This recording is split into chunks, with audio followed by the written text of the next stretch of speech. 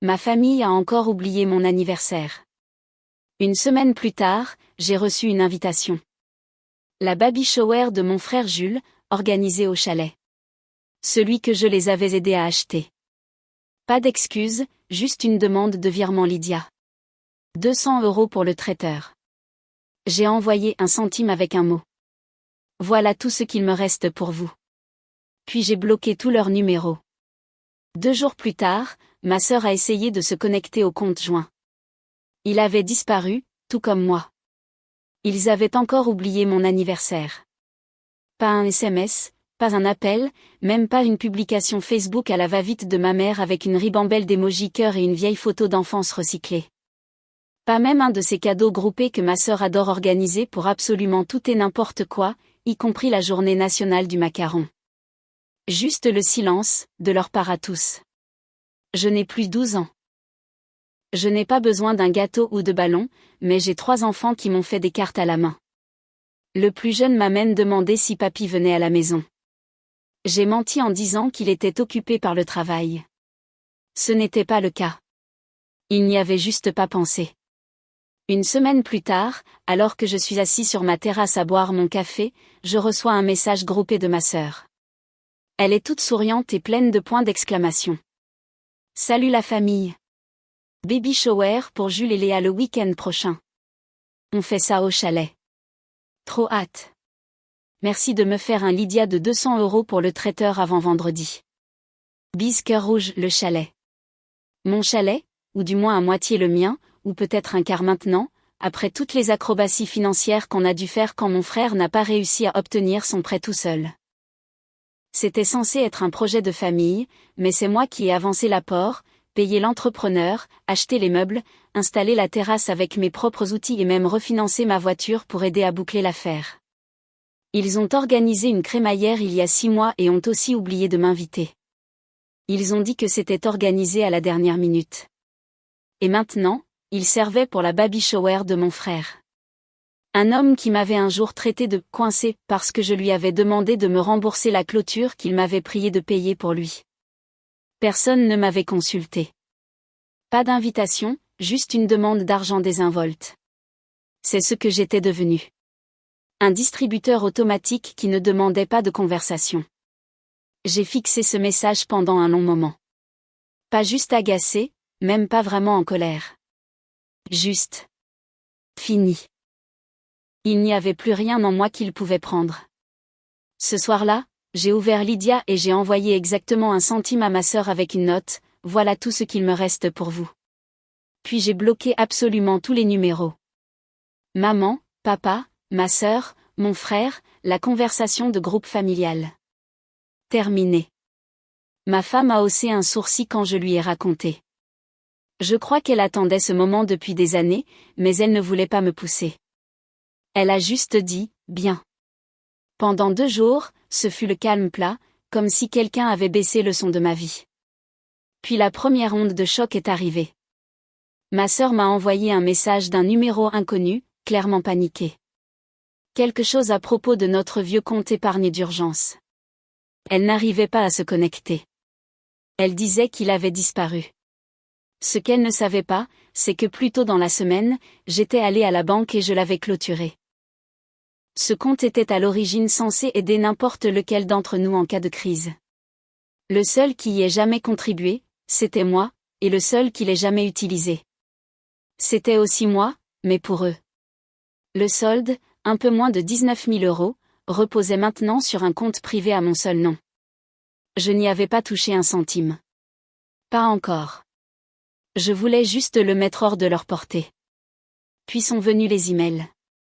Ma mère en a envoyé un très long, expliquant à quel point elle était confuse et blessée. Elle ne comprenait pas pourquoi j'étais si froid. Elle m'a rappelé que nous étions une famille, que Jules et Léa étaient tellement occupés, et que les anniversaires n'avaient plus tant d'importance après un certain âge. Je n'ai pas répondu. J'ai relu cette phrase plusieurs fois à voix haute. Puis j'ai regardé la carte dessinée au crayon de cire sur mon bureau, que ma fille avait faite, où elle demandait pourquoi papy n'était pas là pour chanter avec eux. Mes enfants s'en étaient souvenus. Mes enfants s'en souciaient. Ma famille n'avait pas oublié mon anniversaire. Ils avaient juste jugé que ça n'avait pas d'importance.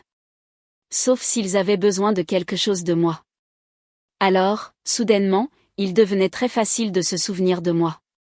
Mais j'en avais fini d'être utile à des gens qui ne me voyaient que comme une ressource. Quelque chose avait changé en moi. Quelque chose de permanent. Je n'étais même plus en colère. J'étais juste lucide. Et ils étaient sur le point de découvrir ce qui se passe quand celui qui se tait décide enfin de parler. Partie 2. La baby shower explosive. La baby shower était prévue pour le samedi. Je n'étais pas invitée, mais je connaissais chaque détail grâce au partage excessif de ma sœur sur les réseaux sociaux. Elle avait posté un compte à rebours, identifié le traiteur, et même montré les décorations faites maison pour lesquelles elle avait veillé toute la nuit. Un vrai effort. Pas comme se souvenir de l'anniversaire d'un frère, bien sûr. Ils appelaient ça la « fête de bébé au chalet ». Je suppose que Jules et Léa se prenaient pour des influenceurs maintenant. Jules a posté un selfie sur la terrasse que j'avais construite, avec la légende « construit pour des moments comme celui-ci ». Cœur bleu, il ne m'a pas identifié. Évidemment. Ce qu'il ne savait pas, c'est que j'étais toujours copropriétaire du bien et que j'avais la clé. Je n'allais pas gâcher la fête. Ça aurait été trop évident, trop mesquin. Je n'avais pas besoin d'une scène. Ce dont j'avais besoin, c'était d'un rappel, d'une petite perturbation chirurgicale, quelque chose qu'il sentirait mais dont il ne pourrait pas se plaindre publiquement sans avoir l'air stupide. Alors, j'ai passé un coup de fil le vendredi après-midi. J'ai parlé au gestionnaire de biens qui s'occupait des locations de chalets dans la région. Je l'ai prévenu. Le chalet était inaccessible pour le week-end en raison de litiges de propriété non résolus. Pas de location, pas d'événement, question de responsabilité. Il me connaissait. Je l'avais engagé pour gérer les locations de courte durée quand nous ne l'utilisions pas. Il était perplexe, mais il a dit qu'il le sécuriserait. Ensuite, j'ai appelé la préfecture et déposé une injonction temporaire sur l'utilisation du chalet pour des événements. Juste assez de paperasse pour le rendre inutilisable. J'ai aussi fait couper l'eau pour maintenance. Le fournisseur de gaz a reçu le même appel. Conduite bouchée. J'ai fait tout ça depuis mon canapé, en regardant mon fils construire un vaisseau spatial en Lego. Samedi matin, 10h42.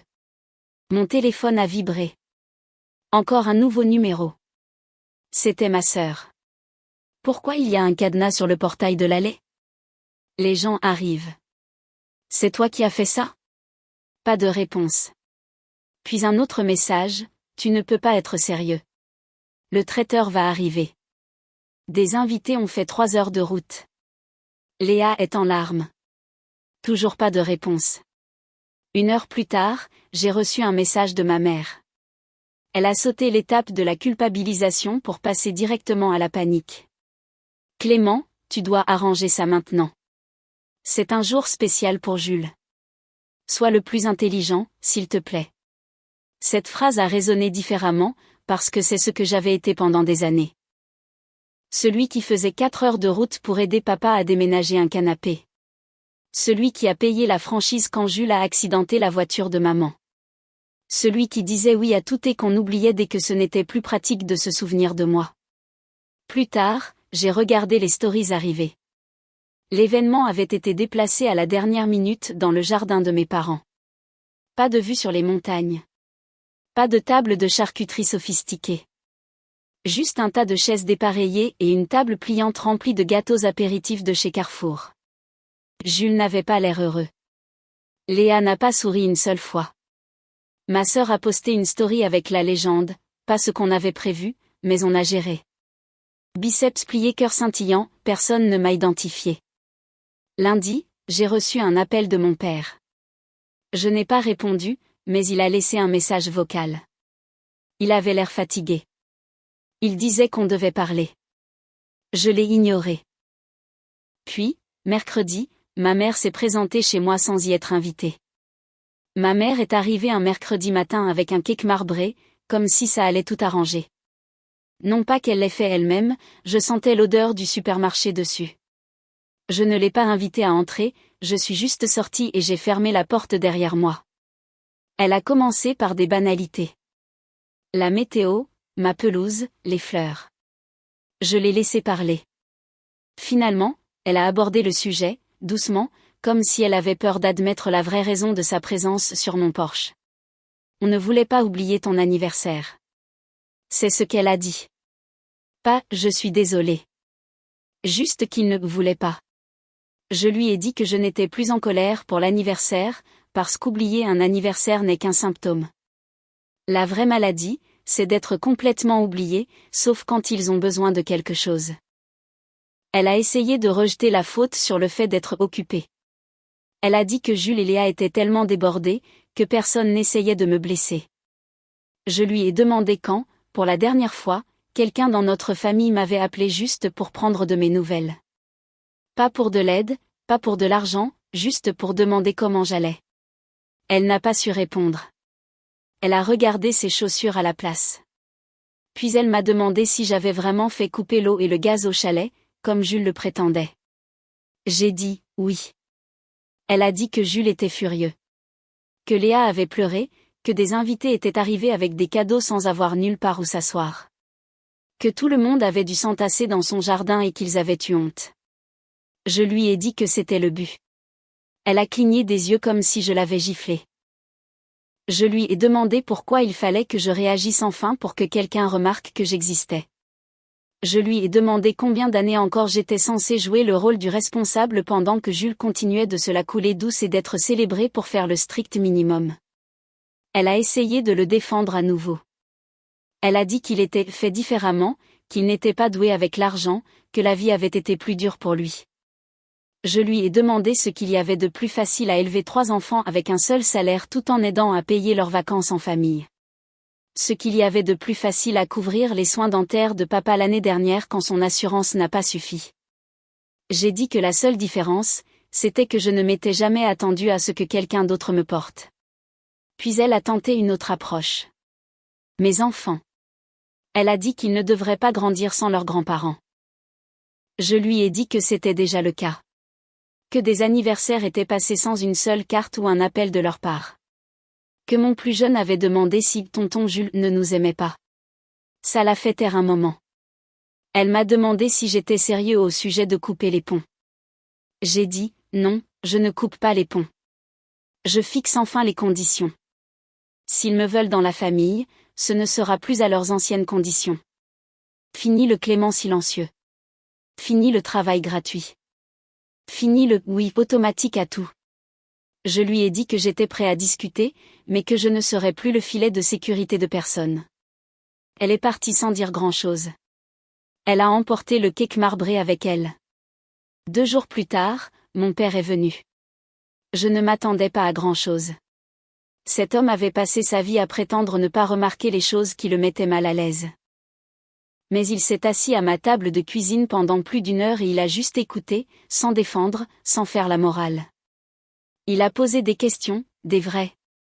Puis il a dit quelque chose que je n'aurais jamais pensé entendre. Tu avais raison. On a été injuste avec toi. On a laissé Jules s'en tirer avec tout parce que c'était plus facile que de gérer ses caprices.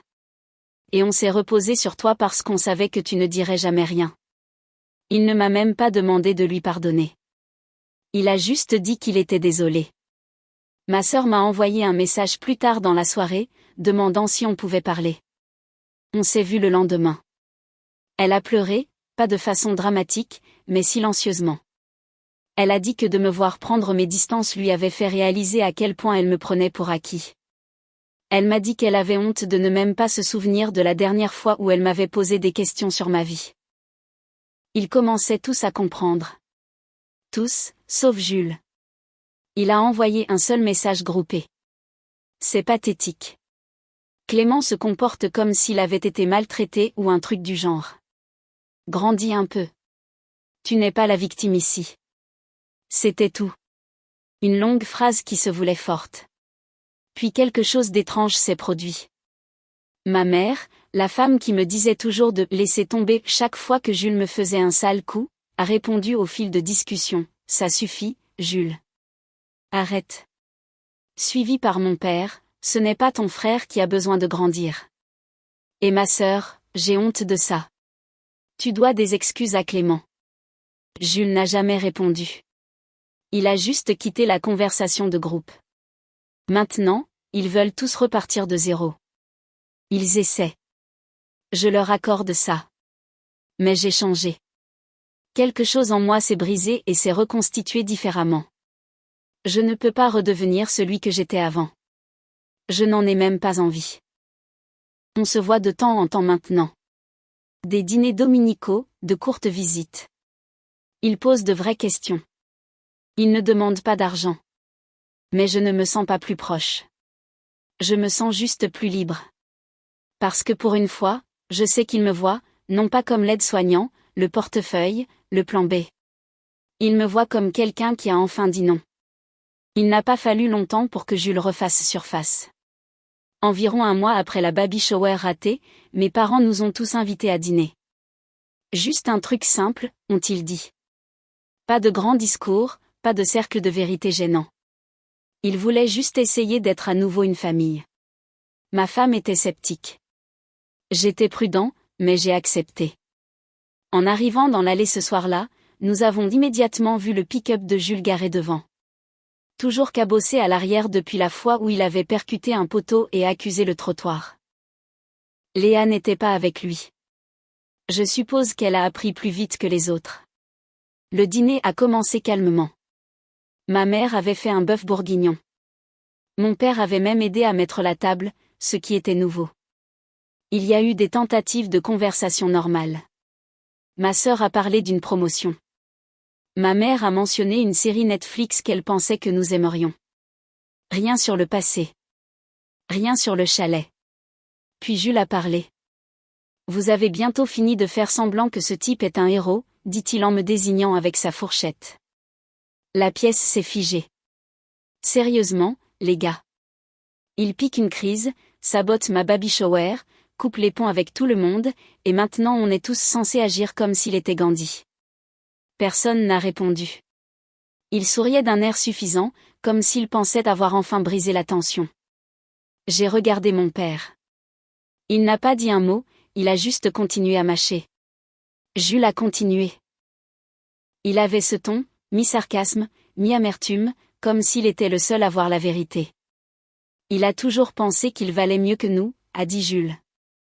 Juste parce qu'il a un CDI avec une bonne mutuelle et qu'il n'a pas ruiné son crédit. Vous savez ce que ça fait de lui? Quelqu'un d'ennuyeux. Pas quelqu'un de mieux. Juste un gars avec une calculatrice à la place du cœur. C'est à ce moment-là que ma mère s'est levée. Je pensais qu'elle allait quitter la pièce. Elle ne l'a pas fait. Elle a regardé Jules droit dans les yeux et a dit « Assieds-toi et tais-toi ». Jules a ri, pensant qu'elle plaisantait. Puis il a réalisé que ce n'était pas le cas. Elle a regardé autour de la table. On l'a laissé tout faire, a-t-elle dit. On l'a laissé porter cette famille et au lieu de le remercier, on lui a fait sentir que c'était son devoir. Jules a essayé d'interrompre, mais mon père l'a coupé. Tu n'étais jamais censé être celui sur qui on comptait, m'a-t-il dit. Mais on l'a fait. Et quand tu as enfin dit non, on t'a reproché les conséquences. C'est de notre faute. Le silence a duré longtemps. Mes enfants étaient dans le salon à regarder un film, ignorant que ce dîner se transformait en séance de thérapie. Jules a finalement reparlé, plus bas cette fois. Peu importe. Il est quand même trop théâtral. Personne n'a répondu. Il a regardé autour de lui, attendant que quelqu'un le soutienne. Personne ne l'a fait. Finalement, il s'est levé, a apporté son assiette à l'évier, a dit qu'il avait des trucs à faire, et est parti sans dire au revoir. Le reste de la soirée s'est bien passé. Pas parfait, mais quelque chose de réel commençait à se former. Ma sœur a posé des questions sur le travail de ma femme. Ma mère a dit à mes enfants qu'il lui manquait. Mon père m'a demandé si je voulais bien l'aider à réparer la porte du garage le week-end prochain. Pas à l'ancienne, mais plutôt comme s'il voulait passer du temps avec moi. Nous sommes partis un peu avant 21h. Sur le chemin du retour, ma femme m'a demandé comment je me sentais. J'ai dit que c'était étrange, comme être dans un endroit familier où les meubles ont été réarrangés. Elle m'a demandé si je croyais que le changement durerait. Je lui ai dit que je ne savais pas, mais que je n'avais plus peur de repartir si ce n'était pas le cas. Parce que Jules avait tort. Je n'avais pas piqué une crise. J'avais enfin dit la vérité, et il l'avait enfin entendue.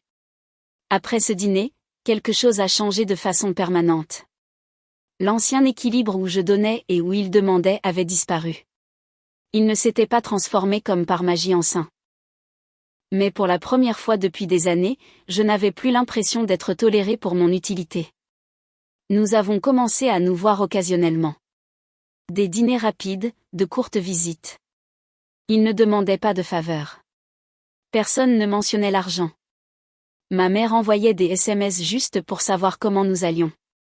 Ma sœur a même envoyé une carte d'anniversaire à ma fille par la poste. Mon père est même passé pour m'aider à installer un nouveau chauffe-eau. Il est arrivé avec des outils et tout, pas seulement des conseils. Jules, de son côté, a fait silence radio. Il apparaissait toujours sur les réseaux sociaux avec des citations de motivation et des selfies flous à la salle de sport, prétendant ne pas être affecté, mais j'ai appris par le cousin de Léa qu'ils avaient des difficultés. Il avait emprunté de l'argent à sa belle famille et ne l'avait pas remboursé. Il avait perdu son contrat en freelance parce qu'il ne respectait pas les délais, apparemment, il mettait ça sur le compte des mauvaises ondes. Du Jules tout craché. Ça ne m'intéressait pas. Il ne me manquait pas. Il ne manquait pas non plus à la famille, ce qui était révélateur. Le test suivant a eu lieu en août. Ma sœur prévoyait un barbecue familial. Elle voulait le faire au chalet. J'ai marqué une pause quand elle a dit ça. Le chalet était resté intact depuis le fiasco de la baby shower. Elle a fait attention à ses mots. Elle a dit, seulement si tu es d'accord. Elle m'a demandé si je voulais descendre avec elle pour le remettre en état ensemble. J'ai dit que j'allais y réfléchir. Ma femme n'aimait pas l'idée au début. Elle pensait que c'était un piège, mais je n'y allais pas pour eux. J'y allais pour moi. Ce chalet représentait tout ce pourquoi je m'étais laissé utiliser. J'avais besoin de le voir avec un nouveau regard.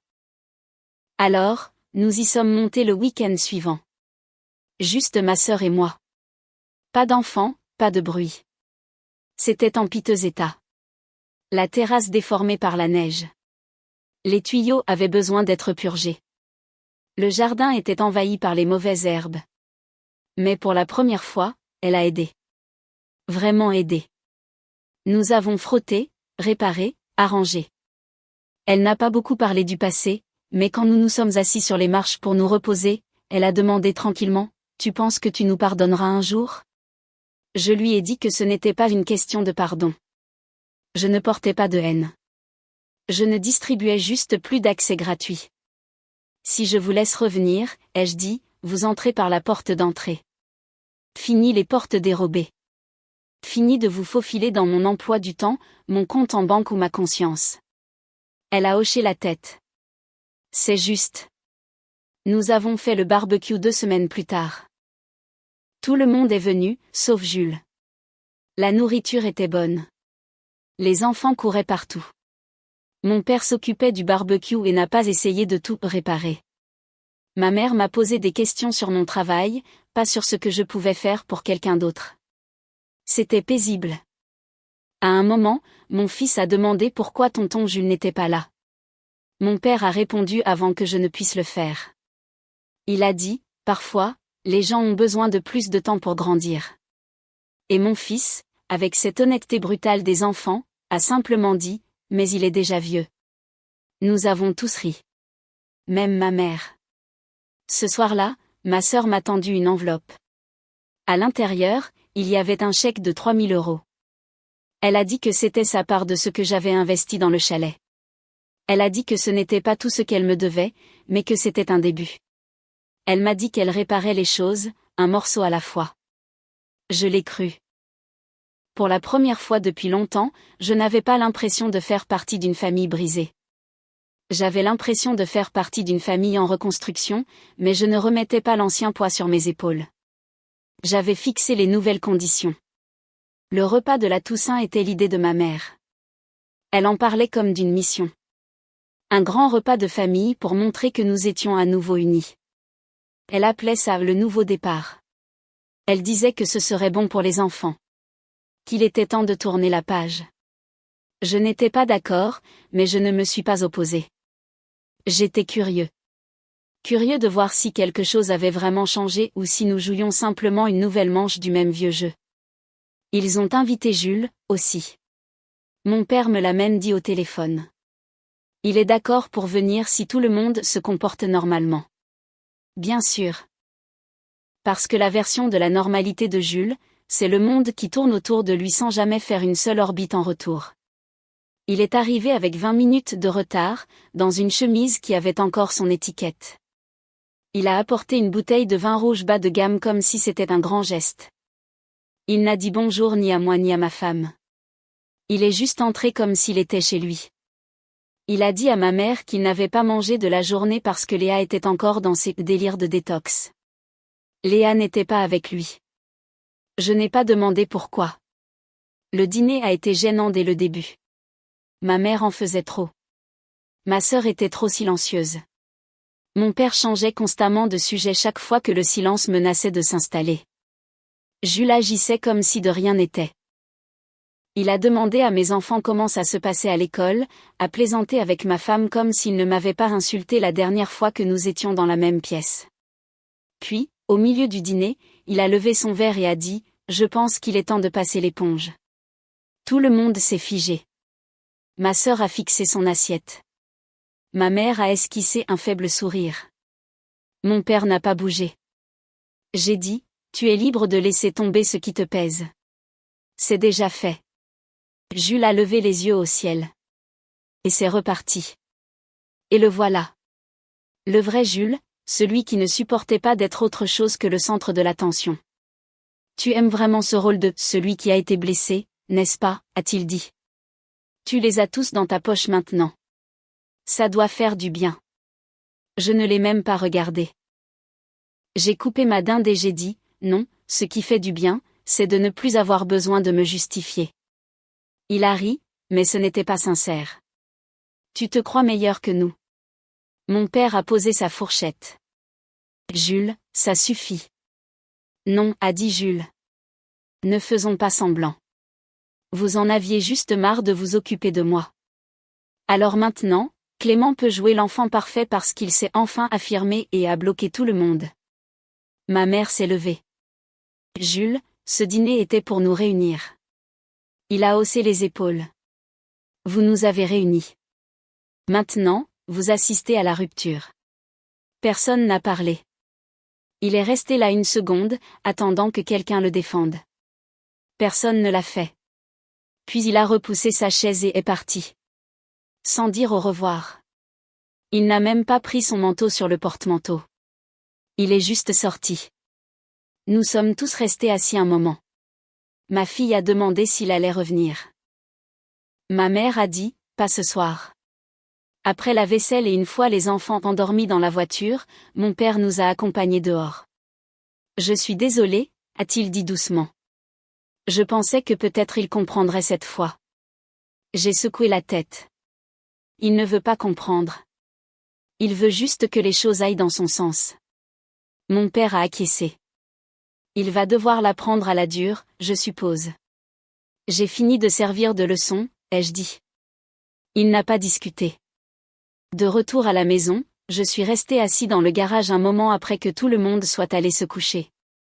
J'ai pensé au dîner, au silence, au verre de vin encore à moitié plein sur la table. C'était ce qui se rapprochait le plus d'une réunion de famille, et ça n'en était toujours pas une. Parce que la vérité, c'est que toutes les histoires n'ont pas besoin de se terminer par une réconciliation. Certaines personnes restent en arrière. Certaines personnes ne s'approchent que pour tester à nouveau vos limites. Et certaines familles n'ont pas besoin d'être réparées. Elles ont juste besoin d'être redéfinies.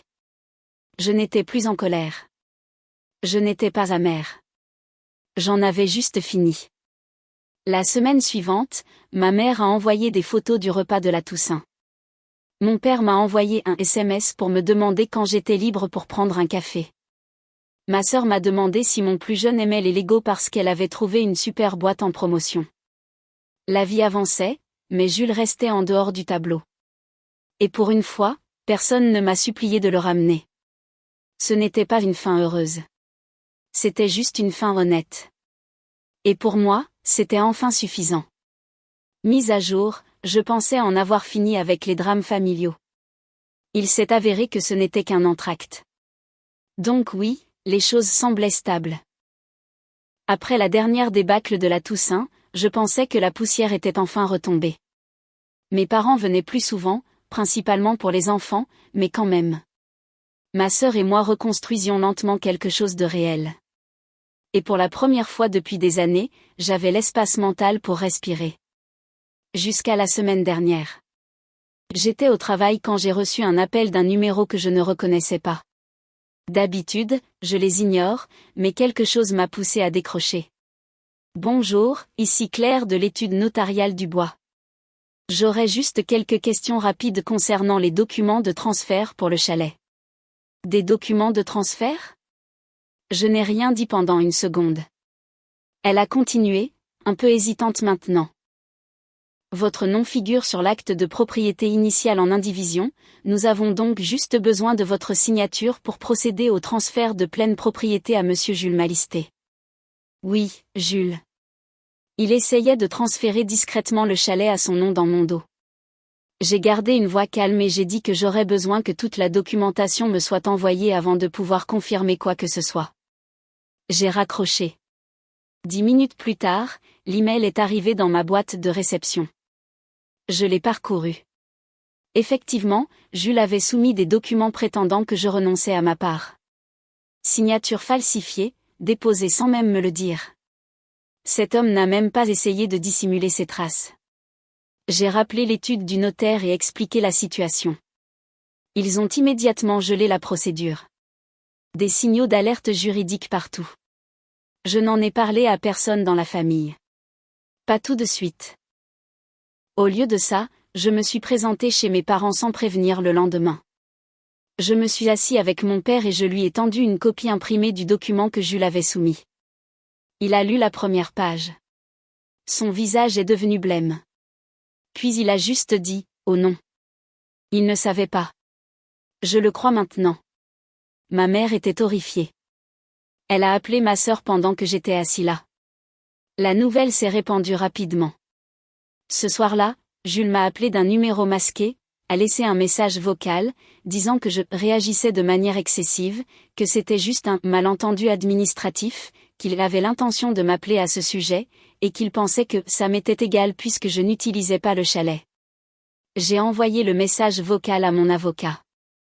Maintenant, il y a une plainte pour faux et usage de faux, et un silence très gênant plane sur la conversation de groupe familial comme un nuage d'orage que personne ne veut toucher. Mais voici le meilleur. Depuis les retombées du chalet, quelque chose d'inattendu s'est produit. J'ai commencé à recevoir des offres d'achat. Il s'avère qu'un ami d'un ami y avait séjourné il y a des années et avait toujours voulu l'acheter si jamais nous le vendions. Il a fait une offre en numéraire. Une transaction nette. Bien au-dessus de ce que je pensais qu'il valait. J'ai accepté. La vente se conclut le mois prochain. Je vais quitter cet endroit avec plus que ce que j'y ai mis, et plus important encore, avec 0 bagage émotionnel qui y est lié. Mes parents étaient stupéfaits. Ma mère a pleuré. Mon père a dit qu'il aurait souhaité que les choses se passent différemment, mais il respectait ma décision. Même ma sœur m'a dit qu'elle était fière de moi. Jules n'a pas été vu depuis. Je ne m'attends pas à ce qu'il se montre à nouveau avant d'avoir trouvé quelqu'un d'autre à parasiter. Le plus drôle, c'est que mes enfants ne demandent même plus après lui. Ils demandent quand papy et mamie viennent à la maison. Ils demandent si tata Chloé peut faire du babysitting. Ils parlent de construire des Legos avec papy dans le garage. La famille n'est plus ce qu'elle était, mais elle est enfin ce qu'elle devrait être.